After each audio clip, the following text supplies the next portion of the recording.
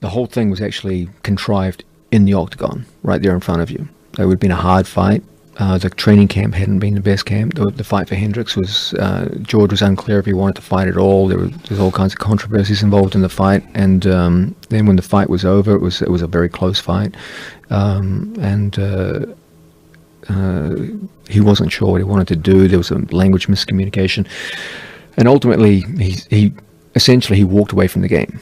And he walked away for 4 years. That's a long time to be out of a sport that's as young as MMA, which is evolving all the time. Every year the sport changes, and the belts tend to change hands very, very quickly. So when George started talking to me about the idea of, okay, I want to come back. I think I've still got come back. I want to come back. There's a desire, a passion. My point to him was, first off, you sure you really want to do this? Like, the last 2 fight camps, it was tough. You didn't seem to have the same kind of drive as you used to have. You sure you want to do this? Is this like a middle-aged fantasy here going through here? And he said, no, I feel this. I want to come back. So my question to him was, if you're going to come back, are you just going to do the same thing? You're just going to come back to welterweight and do what you always did, which is come out and beat the best welterweights and just hold the title? You're going to be doing the same thing. I thought, if you're going to come back, let's do something significant, something you haven't done before. And so the way I put it to him was, what are the 3 most persistent criticisms you always hear about George St. Pierre? Number 1, you never fought up a weight class. You never went up. Number 2, you fought so tactically sound, with such an emphasis on strategy and techniques or what have you, that matches could become dull. The average fan was like, well, yeah, he's winning easily and it's dominant, but doesn't do it for me. It's not exciting. There's no drama in the fights. Okay. So you had this idea that on the one hand, he was very technically sound, strategically deep, but the fights weren't as exciting as they ought to be. The idea that he'd never gone up a weight category. And the 3rd most persistent criticism, he didn't finish fights. Okay, he was a very skilled fighter. He wasn't finishing fights. So my point to him was, okay, if you're going to come back, let's do it in a way where you address those 3 things. Okay, George is always concerned about his legacy as a fighter. And if there were 3 persistent criticisms of George St. Pierre's legacy, it was those 3 things. You're not finishing fights, you never went up a weight class, and you're too tactical. Okay, you're not providing the drama that a fight should. So I said, let's change things. We got, in that 4 years, previous to that, whenever I was training George, I was training him for a fight. He was going to fight, he's fighting Nick Diaz, he's fighting Carlos Condit, he's fighting, whoever. And it was always getting him ready for a fight. You're fighting Matt Hughes in 2 months, let's get ready. Now you're retired, I'm not going to train you to fight some dude. I'm going to train you in jiu-jitsu. Freddie Roach is going to train you in boxing. In this sense, we had the time now to start working on finishing skills. A significant change occurred where my primary emphasis in training George in that 4-year layoff was in submissions. Now, happily, that happened at what time? The time the squad was coming out. So I had a group of some of the best submission peoples in the world for George to work with. So his submissions started getting better. Suddenly, George St. Pierre, if he got on your back, it was a problem. He's submitting people in the gym. I could run off some names. I won't do it because it's not the thing to do, but I could run off some names of people he submitted in the gym that would shock you. Like well-known jiu-jitsu people. And for the first time, our primary emphasis wasn't on grapple boxing, it was submission. Freddie Roach was working on the mechanics of punching. George always had good in-out movement. He always had like that karate movement, the ability, he always had a strong jab. But now he's teaching him how to sit on a punch. Suddenly George had a left hook. Okay, a guy who can integrate left hand between jab and left hook, that's a dangerous man. Okay.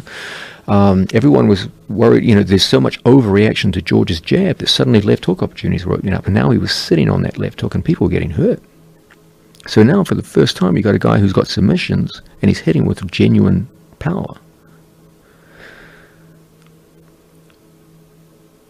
As he came back, there was a question of who's going to be the opponent. And the next thing I said is, well, you never went up a weight division. Go up to 85. Now, was any consideration about going up to 85 because of the fact that Bisping was the champion? No. And George had trained with Bisping? Because that decision was made before Bisping was the champion. Really? Yeah. How far in advance was the decision made? Because Bisping had defended against Henderson. Remember, this had won against Rockhold. This was a 4-year project. Okay, I didn't. So during these 4 years, initially, I couldn't make that decision because another student of mine, Chris Weidman, was the 185-pound champion, and Chris and George would never fight each other. But once that was no longer an issue, then it was like, hey, this could work. This could be interesting. So during the entire 4 years, he was talking about eventually coming back. Not the entire 4 years. No. Okay. But he was training the whole time. Mm-hmm. And I was pushing him, okay, you're not fighting anymore. Let's do some submission grappling. Right. Okay. He stuck with Freddie Roach. He loves working with Freddie Roach. And so the training was going in different directions. And who is this Muay Thai coach? Mostly he works with Faraz Zahabi in TriStar, but that's more integrated. Mm-hmm. Faraz is a black belt of mine, so he often does jiu-jitsu with Faraz. I teach Faraz, and Faraz does a good job there. But Faraz ties things together. That's his principal function. And I know he trained with Phil Nurse for a while as well. Yeah. Then he trained with a lot of guys who came out of Thailand itself, from Tiger Muay Thai. Yod, that's a shortening of his actual name. They all have very long names, but Yod was one of his trainers. They trained him prior to Condit and Diaz. Did a fine job. So there's never been a shortage of coaches in his life, but there are certain things that seem to gel with him more than others. Interestingly, during that 4-year period, George had a strong rebirth into karate and worked with a lot of specialized karate people, including Raymond Daniels and others. They came from mostly from the European point fighting karate circuit, and he was working with them a lot.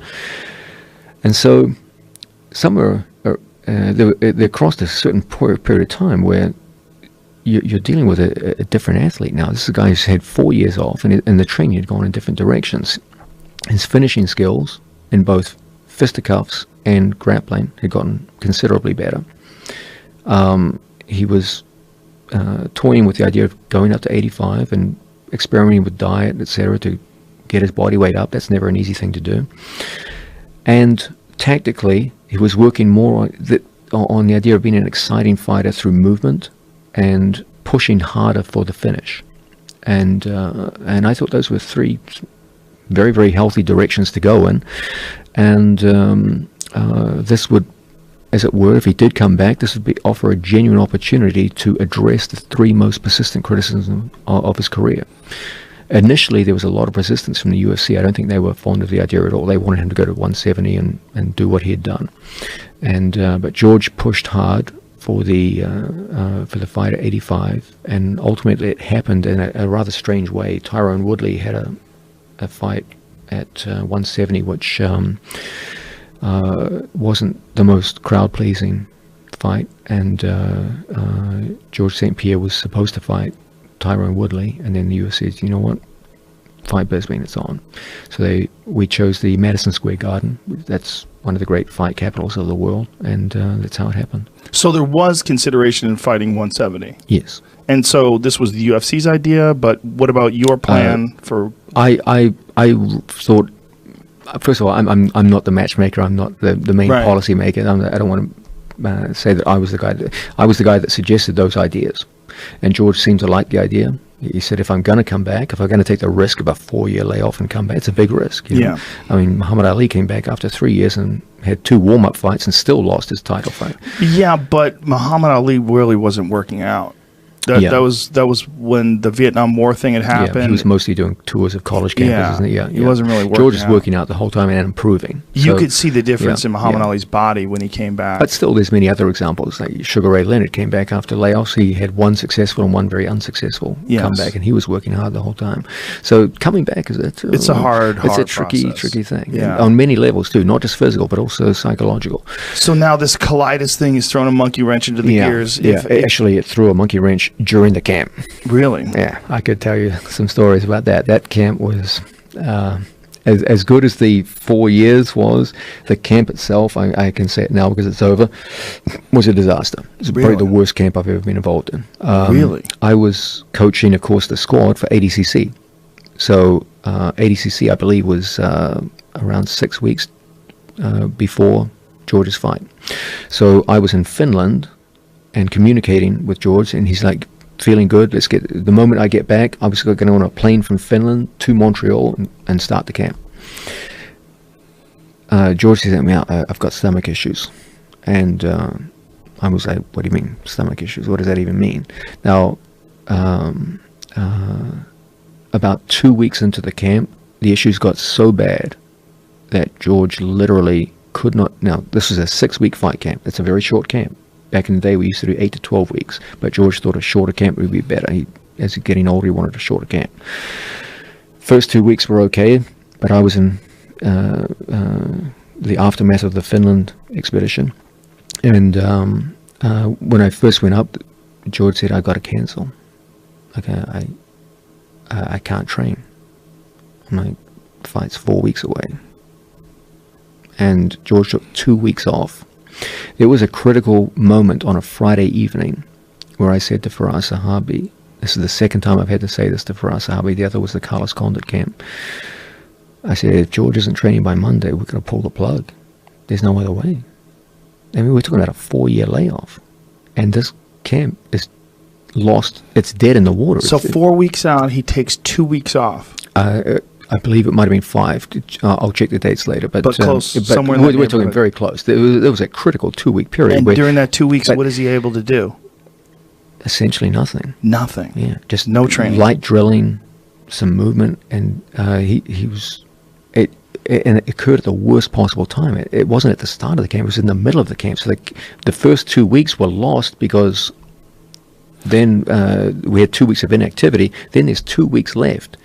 And I remember the first time I went up, I brought Jake Shields, Gary Toner, and Gordon Ryan with me. We came up and we went through some drills on the ground, and I was happy. You know, George looked okay on the ground. He did fine against the squad guys. And we worked on some specialized grappling stuff. And then the next day, he went to do a shoot box workout.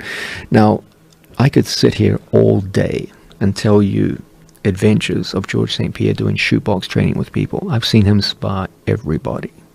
Okay, I'm not going to mention names, but I've seen George St. Pierre take down effortlessly some of the biggest names in mixed martial arts in weight divisions far above his own. So many times per round, you just lose count. Okay, I'm afraid to even tell you the stories because people wouldn't believe me. I'm used to seeing George St. Pierre shoot boxing, bang, bang, bang, bang, down. Right. Okay. I've seen that since the start of his career. I watched George St. Pierre do a shoot box workout where he couldn't score a takedown. This is a fight's 2 weeks away. I'm just looking, going like, holy heck, what is this? He's getting hit. He's getting frustrated. He's getting tired. And I said to Faraz, you know, this is a crisis. This is one of the biggest UFCs of the year. It's Madison Square Garden. He's the headline. The UFC had to pull some big things to get this fight to happen. They originally didn't want it. If we pull out now, it's going to look like a disaster. It's going to let George let the UFC down. And to his everlasting credit, George said, I'll be back on Monday and I'll be better. We went up and he dug in deep. What can I tell you? He's a trooper. He trained every day those last 2 weeks, and as each day went by, there was significant improvement. And I remember there was a distinct moment about 5 days before the end of the camp. I saw him do a shoot box workout, and he looked like the old George. And I was like, okay, I believe in this kid again. He can do it. Jamie, will you please Google colitis? I don't know enough. I believe you should what that Google is. ulcerative colitis. Yeah, I don't know. So it's something to do with stomach ulcers? I'm not going to claim to be an expert, but yeah, I can tell you what the symptoms were. It was extreme stomach pain and inability to eat. It screwed up his entire diet. And when did it start? It started early in the camp and got progressively worse, and then So before the camp, there was no issues? Here it None goes. that he mentioned. Ulcerative colitis is usually only in innermost lining of the large intestine, colon, and rectum. Forms range from mild to severe. Having ulcerative colitis puts a patient at increased risk of developing colon cancer. Symptoms including rectal bleeding, bloody diarrhea, abdominal cramps, and pain. That sounds like a party. Yeah. If you read the... Can you bring it back? Read the first 4. Treatment can help, but this condition cannot be cured. Requires a medical diagnosis, lab tests, or imaging, always required. Chronic, can last for years or be lifelong. It's incredibly frustrating for him to deal with. And it says treatments include medications and surgery. Yeah. Oof. So it's a problem. Surgery. But it appeared to back off a little bit in the last 2 weeks. He came back. This is the kind of person George St. Pierre is. The morning of the fight, Saturday morning, we're in New York City in the hotel room. Faraz Sahabi, Freddie Roach, and myself are at the breakfast table. George comes down for breakfast. He's weighed in. He looks at his breakfast. Originally the plan, because it was a fight at 185, was to have George come in at a higher body weight. But he ended up weighing 191 pounds, which is exactly the same as he used to fight at welterweight, the same body weight. So that was kind of a disappointment, you know. And he quietly excused himself and went to the bathroom. Everyone else went away to do their things, and I sat there and I realized he's in the bathroom for an hour. He came out. I was like, George, you okay? And he looked at me and said, I'm fine. But I knew he wasn't. And then he went out, fought, and then afterwards he told me, dude, I was in so much pain. And he was afraid to tell me because he would worry that if I cornered him and I thought he was compromised, I wouldn't corner him the way I normally would, that I would doubt him. So he kept it all inside, didn't say a word. And he's a good kid. You know, you can't help but admire a kid like that. Wow. Well, that's what makes him a champion. Yeah. It's one of the things. It's less than perfect conditions. He could still rise to the occasion. Yeah. Less than perfect. It was very far from perfect. Now, you said that during the Johnny Hendricks fight, during the camp for that fight, when he decided to impromptu retire inside the octagon, that there was talk during the camp that he didn't want to fight. Yeah. What was that about? Really, it centered around 2 things. One, I can not discuss because it involves the personal life of George St. Pierre. There were some things going on in his personal life that deeply affected him, and he was deeply unhappy with some circumstances in his personal life, and it's not appropriate for me to talk about those. And the second was the whole idea that had become an obsession with George at that time, which was the use of anabolic steroids in mixed martial arts. And he was deeply unhappy with what he perceived as the prevalence of the use of anabolic steroids in mixed martial arts as a whole, and among his opponents in particular.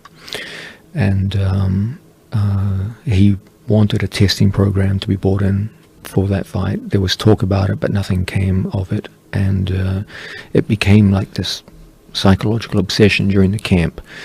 And between those 2 issues, there was a lot of unhappiness. He came in, he did his training. You know, he's a professional athlete. It's not like he missed workouts or anything crazy like that. Wasn't going out at night or anything foolish. But there was a degree of unhappiness where I'm looking and thinking, how much longer can this go on? Now, there was some talk about the Tyron Woodley fight, and then Tyron had this bad performance. But if George did get healthy and was confident enough in his health that he could get through an actual training camp, would he be interested in considering a fight with Tyron Woodley? Absolutely. I think Tyron Woodley is a great champion. I know he gets a lot of stick, a lot of flack. That kid is talented. Very talented. Very, very good. And he doesn't think George wants to fight him. He was on the podcast the other day. Yeah, I think people say that for reasons so that they can motivate someone to fight them, et cetera, et cetera. There's that too. There's a political aspect to it. I think that both athletes have a deep respect for each other. Tyron Woodley's a very, very difficult opponent to beat.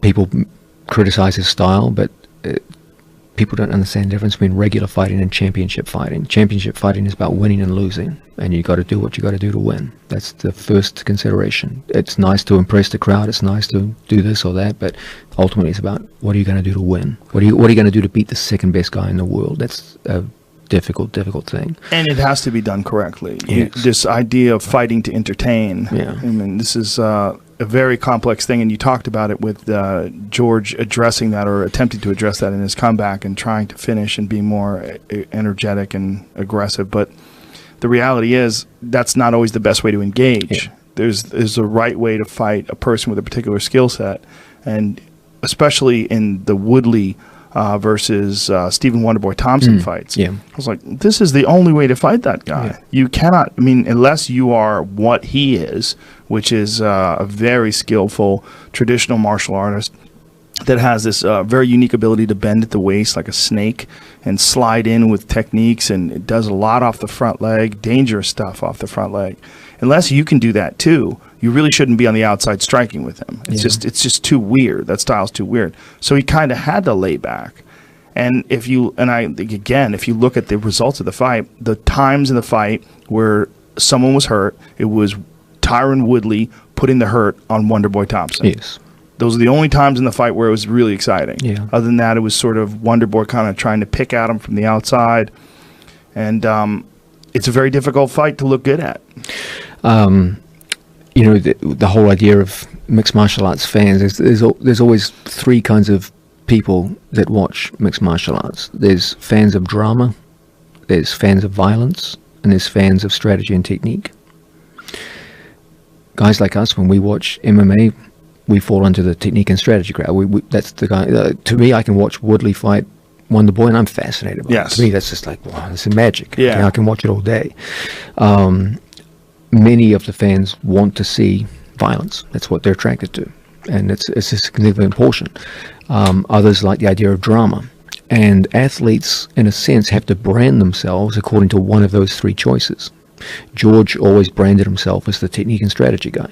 Tyron Woodley's struggling with that now himself. He's doing the same thing.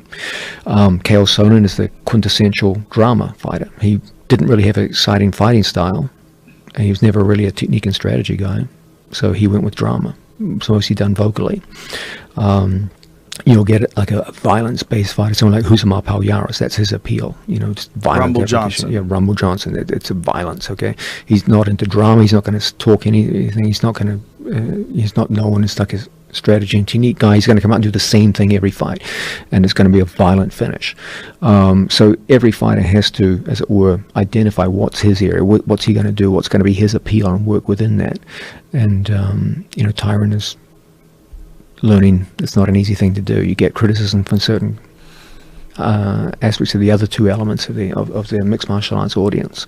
That seems like the big fight. It's certainly the big fight for Tyron, but it seems like the big fight for George as well. Yeah. My only reservation when you say, is this the big fight, is that essentially it's the same fight that George did for a decade.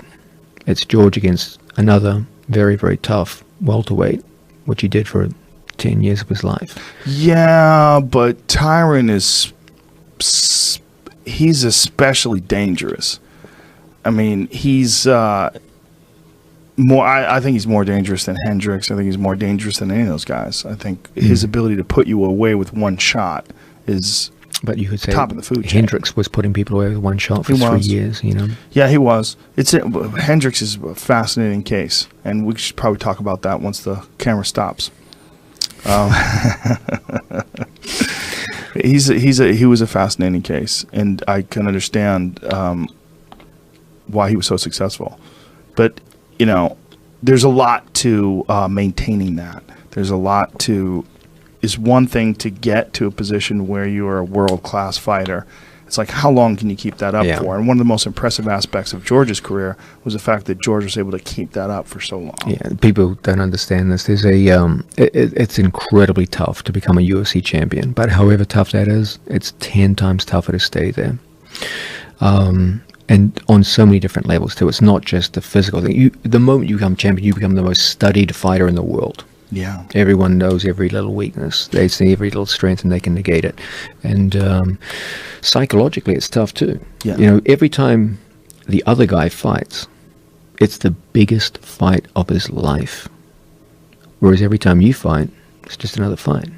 This is your 10th title defense. For you, it's just another fight. For the other guy across the ring, this is the biggest moment of his life. He's coming at you with everything he's got. This is his moment of glory. This is literally going to change his life if he becomes a UFC champion. For you, it's just the next fight. That's the question, is like, is it possible for a champion to maintain a challenger's intensity through a 10 title fight defense? Or do you just have to accept the fact that you're dealing with a completely different mind space? I think ultimately you have to drop the whole pretense that it's about intensity. Because no, I don't believe anyone can hold the same amount of intensity over 10 years of preparation. You have to start thinking in terms of, I'm going to defend my title with technique and strategy.